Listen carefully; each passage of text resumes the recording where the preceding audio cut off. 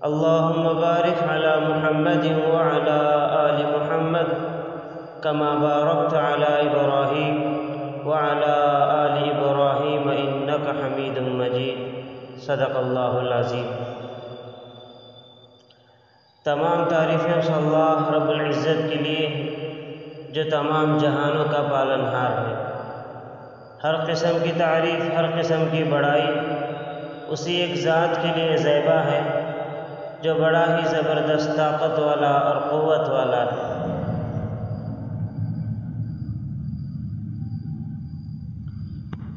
عزیزان محترم، اللہ کی طاقت اور اس کی قدرت اور اس کی بڑائی اور اس کی کبریائی ہم اس کا اندازہ نہیں لگا سکتے۔ جہاں ساری انسانیت کی سوچ ختم ہوتی ہے وہاں سے اللہ کی طاقت کی ابتدا ہوتی ہے۔ اللہ بہت بڑی طاقت والے ہیں اور بہت بڑی قدرت والے ہیں۔ اللہ تبارک و تعالیٰ سے دعا کریں کہ اللہ تعالیٰ ہم سب کو اپنی معرفت نصیب فرمائے۔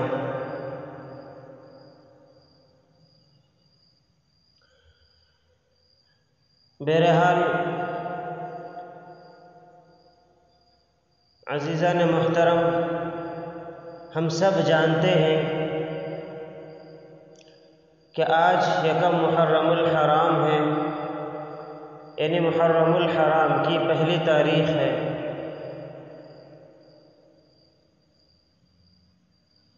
اور یہ مہینہ بڑی فضیلتوں والا ہے، بڑا برکتوں والا ہے، اور یہ اللہ کا نظام ہے کہ اللہ تبارک و تعالیٰ نے جب زمین و آسمان کو بنایا اسی وقت اللہ نے 12 مہینے بھی بنا دیے، اور ان مہینوں میں چند مہینوں کو اللہ نے فضیلت دی ہے، عزت بخشی ہے، شرف بخشا ہے۔ انہی مہینوں میں سے یہ بھی ایک مہینہ ہے جسے ہم محرم الحرام کہتے ہیں۔ اور یہ بات ہمیشہ ذہن میں رکھیں، ہمارے اسلامی اعتبار سے ہمارا جو سال ہے وہ جنوری سے نہیں بلکہ محرم الحرام سے شروع ہوتا ہے، اور ہمارے سال کا اختتام دسمبر سے نہیں بلکہ ذی الحج پر ختم ہوتا ہے۔ اور ان باتوں کا تھوڑا علم، کم سے کم اتنا تو علم ہمیں رکھنا چاہیے کہ ہمارا اسلام کیا ہے، ہمارا اسلام کا تعارف کیا ہے، اور اس کی اہمیت کیا ہے، اس کی تاریخ کیا ہے، ہجری تاریخ کے تاریخ کسے کہتے ہیں۔ یہ ہمارے لیے بہت ضروری ہے۔ اللہ نے ہمیں وہ مذہب دیا ہے جو مذہب اللہ کو پسند ہے۔ ان الدین عند اللہ الاسلام، تو ہم اس کی قدر کرنے والے بنے۔ تو بہرحال آج کے دن میں، آج کی تاریخ میں یوم شہادت ہے حضرت عمر بن خطاب رضی اللہ عنہ۔ عزیز دوستو، یہ وہ صحابی ہیں، یہ وہ مقدس صحابی ہیں جن کی فضیلت بے شمار احادیث سے ثابت ہوتی ہے، اور کئی مورخین نے ہزاروں کتابیں ان کے نام پر لکھیں۔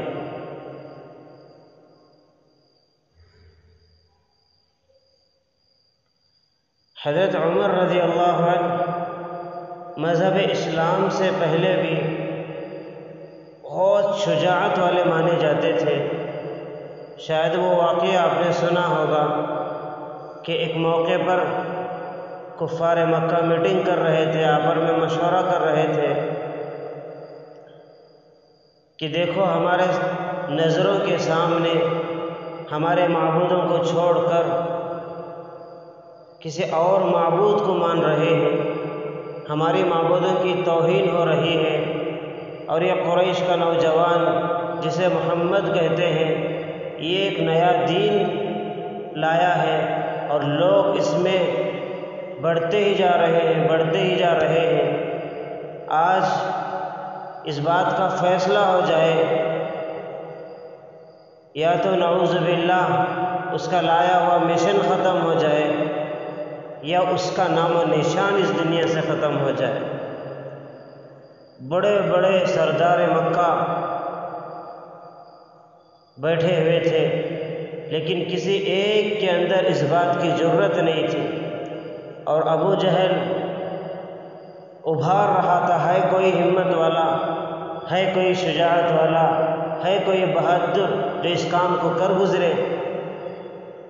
اس وقت اگر کوئی کھڑے ہوئے، اس وقت اگر کوئی تلوار کو لے کر کھڑے ہوئے تو ان کا نام بھی عمر تھا۔ یہی وہ عمر ہیں جو آگے چل کر اتنے بڑے کارنامے دی، تلوار نکل گئے، اور واقعہ تو مشہور ہے۔ تو بہرحال جمعرات کی رات تھی، اللہ کے محبوب نبی علیہ السلام دربار خداوندی میں ہاتھ اٹھائے گڑ گڑا رہے تھے کہ اللہ اس عمر کو اسلام کی توفیق دے دے۔ عمر بن خطاب یا عمر بن ہشام، اللہ ان دو عمروں میں اللہ کسی ایک عمر کے ذریعے سے اسلام کو عزت دے دے، کسی ایک عمر کو اسلام کی ہدایت دے دے۔ اللہ نے حضرت عمر رضی اللہ عنہ کو قبول کیا، اسلام میں داخل ہوئے۔ اللہ کے نبی نے دعا کی تھی، اللہم اعز الاسلام باسلام عمر بن الخطاب، اے اللہ عمر کے ذریعے سے عمر کو اسلام دے، عمر کو ہدایت دے، اس کے ذریعے سے اسلام کو ترقی دے۔ کیا شان ہوگی حضرت عمر رضی اللہ عنہ کی۔ پھر جب اسلام کو قبول کیا، ایمان کو قبول کیا، ایک غلام بن کر اللہ کے رسول کے دربار میں رہتے تھے، اپنے آپ کو اللہ اور اللہ کے رسول کے ہاتھوں پر بیچ دیا، اپنے آپ کو حوالے کر دیا۔ یوں ترقی ہوئی کہ اللہ اکبر کہ ابتدائی دور میں کسی کے اندر ہمت نہیں تھی کعبۃ اللہ کے صحن میں جا کر نماز پڑھ سکے، تو اللہ کے نبی علیہ السلام نے کہا کہ عمر نماز کا وقت ہو گیا ہے، عبادت کا وقت ہو گیا ہے۔ تو حضرت عمر کہنے لگے یا رسول اللہ صلی اللہ علیہ وسلم نماز کہاں پر پڑھنا ہے، ادھر ہی پڑھنا ہے۔ تو حضرت عمر رضی اللہ عنہ کہنے لگے اے اللہ کے نبی، آج نماز یہاں نہیں ہوگی بلکہ کعبۃ اللہ کے پاس نماز ہوگی۔ آپ جس دین کو لائے ہیں وہ حق ہے، جب ہمارا دین حق ہے تو ڈر کس بات کی۔ اسی وقت حضرت عمر رضی اللہ عنہ پوری شجاعت کے ساتھ پوری مختصر جماعت کو لے کر باہر نکلے اور ننگی تلوار کو کھڑا کر کے اعلان کیا، ہے کوئی اپنی بیوی کو بیوہ بنانا چاہے وہ آئے اس عمر سے مقابلہ کریں، ہمیں روک کر بتائیں۔ ہے کوئی اپنے بچوں کو یتیم دیکھنا چاہے، یتیم بنانا چاہے، آئے وہ ہمارے سے مقابلہ کرے۔ سیرت نگاروں نے لکھا ہے کسی ایک کے اندر ایسی ہمت نہیں تھی کہ وہ حضرت عمر کا مقابلہ کر سکے۔ یہ عمر ہے، اور اللہ نے ان کو کتنا بڑا مقام دیا، کتنا بڑا مقام دیا۔ جب اللہ کے نبی علیہ السلام جنت کا سفر کر رہے تھے، جنت کا سیر کر رہے تھے، حضرت جبرائیل امین ساتھ میں تھے کہ دیکھا کہ ایک ایسا خوبصورت محل جو ہیرے جواہرات سے جڑا ہوا، دودھ سے زیادہ سفید، اور اس کی چمک اتنا خوبصورت تھا کہ حضرت عمر اللہ کے نبی علیہ السلام نے پوچھا کہ جبرائیل یہ کس کا محل ہے؟ تو بتایا گیا کہ جنت کے غالباً جنت کے فرشتے نے بتایا یہ قریش کا ایک نوجوان ہے، اس نوجوان کا یہ محل ہے۔ تو خود حدیث میں آتا ہے اللہ کے نبی علیہ السلام کے دل میں بات آئی کہ میں خاتم النبیین ہوں، میں امام الانبیاء ہوں، میں آخری نبی ہوں، میں بھی قریش کا ایک نوجوان ہوں، شاید میرے ہی لیے بنا ہوگا۔ جب اس میں داخل ہونے لگے تو فرشتے نے رو کر کہا اے اللہ کے محبوب، اے اللہ کے نبی، اے اللہ کے حبیب، یہ آپ کا نہیں، یہ آپ کی امت کے اس غلام کا ہے جس کا نام عمر بن خطاب ہے۔ پھر کسی ایک اور موقع پر اللہ کے نبی علیہ السلام صلوات والسلام نے فرمایا کہ عمر، دنیا کا دستور یہ ہے، دنیا کا نظام یہ ہے کہ شوہر کا انتقال ہو جائے تو بیوی روئے گی، بیوی کا انتقال ہو جائے شوہر روئے گا، ماں باپ کا انتقال ہو جائے اولاد گڑ گڑائے گی، اولاد کا انتقال ہو جائے تو ماں باپ گڑ گڑائیں گے۔ عمر عمر، جس دن تیرا جنازہ اٹھے گا، جس دن تو مرے گا، میرا پورا اسلام روئے گا۔ یہ مقام حضرت عمر رضی اللہ عنہ سے بڑھ کر یہ بات ہے کہ لو کان بعدی نبی لکان عمر، اگر میں آخری نبی نہ ہوتا، کہ عمر اپنے ایمان کو اتنا قوی بنا چکا ہے اور اپنے اندر ایسی صلاحیت پیدا کر چکا ہے کہ اگر میں آخری نبی نہ ہوتا تو میرے بعد عمر نبی ہوتا۔ اللہ اکبر، کیا شان ہے حضرت عمر کی۔ ساری زندگی اللہ کی دین کی سربلندی کے لیے تلوار لے کر گھومتے رہے۔ کسی ایک دشمن کو اس بات کی ہمت نہیں تھی کہ وہ حضرت عمر کو آنکھ اٹھا کر بھی بات کرے۔ حدیث میں آتا ہے جس راستے سے عمر چلتے تھے اس شیطان اس راستے کو چھوڑ کر کسی اور راستہ اختیار کر لیتا۔ لیکن ایک دن کا عجیب واقعہ ہے، یوم شہادت، کہ حضرت عمر رضی اللہ عنہ فجر کی نماز میں آئے، مصلی پر کھڑے ہوئے مسجد نبوی کے محراب میں۔ ایک ظالم، ایک قاتل نمازی کی شکل میں آیا، نیزے کو چھپا کر۔ جیسے رکعت بنے، اللہ کی تعریف، اللہ کی حمد شروع کیے تو اس ظالم نے، اس قاتل نے پیچھے سے زہریلا نیزہ ایسا زور سے مارا کہ حضرت عمر کا پیٹ سے پار ہو کر نکل گیا۔ بعض علماء کہتے ہیں 7 وار کیے تو حضرت عمر اچانک نیچے گر گئے۔ یقیناً یہ گرنا صرف ایک معمولی شخص کا نہیں تھا، بلکہ بہت بڑا امت کا ایک نقصان ہوا ہے۔ یوں لگا کہ اس وقت امت کی پوری کشتی ڈوب گئی اور زمین پر انصاف کرنے والا گر گیا۔ تو حضرت عمر رضی اللہ عنہ گرے۔ عجیب غریب واقعہ ہے۔ تو فوراً جب نماز ختم ہوئی، صحابہ ارد گرد جمع ہوئے تو حضرت عمر رضی اللہ عنہ کو یقین ہو گیا کہ اب میرا وقت ہو چکا ہے۔ فوراً اپنے بیٹے کو بلایا، بلا کر کہا کہ عبداللہ، ام المؤمنین امی عائشہ صدیقہ رضی اللہ عنہ کے پاس جاؤ، جا کر یہ کہو کہ میرے باپ کی، یعنی میرے باپ عمر کی یہ خواہش ہے کہ اسے قبر کی وہ جگہ دے دیں جہاں پر اس کے 2 دوست سوئے ہوئے۔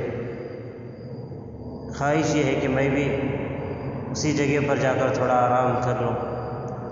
ان کے بیٹے دوڑتے ہوئے گئے، حضرت عائشہ صدیقہ رضی اللہ عنہ کے سامنے کھڑے ہو کر کہا